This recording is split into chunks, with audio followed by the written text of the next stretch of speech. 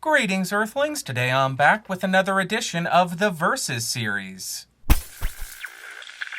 So today we're comparing two different versions of the classic studio microphone, the SM7 and the SM7b. The SM7 that we're using today is one of the first 1,000 SM7s manufactured in America in 1973, and the SM7b I purchased brand new in 2015, but it's the exact same model and exact same makeup that is being sold today in 2020. But before we get to any of the tests, let's go ahead and talk about the build quality differences in these two microphones. When we place the microphones directly next to each other, you can see that they are nearly identical except for the yoke, which is the mounting system for each of the mics. On the older SM7, the XLR port was on the rear of the yoke, and on the newer SM7B, the XLR port is on the front of the yoke. Also, the way that they attach the thumb screw to the yoke changed from the SM7 to the SM7B. The original SM7 just used a regular Phillips head screw to mount this to the yoke, and I actually purchased a newer Mexican-made SM7 at an auction, and when I went to mount it to my microphone stand, this screw failed, and now I need to get some kind of screw extractor to fix it. So the upgrade to the yoke from the SM7 to the SM7B is a welcome upgrade in my opinion. When we look at the filter switches on the rear of the microphones, they are the same. They both have high-pass filters as well as presence boosts, and the metal grill under the foam changed a little bit to add more holes as well as make them circular and smaller. Lastly, and most importantly, they added a humbucking coil, which is used to reduce the noise picked up from monitors used around the microphone. Now let's go ahead and jump into the tests. First up, I'm speaking into the new Shure SM7b, which costs around $400. This has a frequency response of 50 Hz to 20 kHz, a cardioid polar pattern, a sensitivity of around -59 decibels, and an impedance of 150 ohms. Next up, I am speaking into the 1973 Shure SM7, which will cost you... I don't want to talk about it. This has a frequency response listed of 40 Hz to 16 kHz. It also has a cardioid polar pattern. It lists its sensitivity at around -57 dB, and it also has an impedance of 150 ohms. Now I am spinning around the SM7B to 90 degrees to show you the off-axis coloration and rejection. We'll continue around the microphone to 180 degrees, show you what it sounds like from the rear. Continuing around the microphone to the second 90-degree angle, and then we will rotate and end at the front of the microphone. And now I am spinning around the SM7 to 90 degrees to show you the off-axis rejection and coloration. We'll continue around the microphone to 180 degrees. Here's how it sounds. Continuing around the microphone to the second 90-degree angle, and then rotating and ending at the front of the mic. Now I am speaking into the SM7B while I type on a keyboard with Cherry MX Blues to see how much of my voice versus how much of the keyboard it picks up. And now I am typing into the older SM7 while typing on a keyboard with Cherry MX Blues. And for you elite gamers, I'm typing on the sad W keys while speaking into the SM7B. And the elite gamers will appreciate the sad W keys while speaking into the Shure SM7.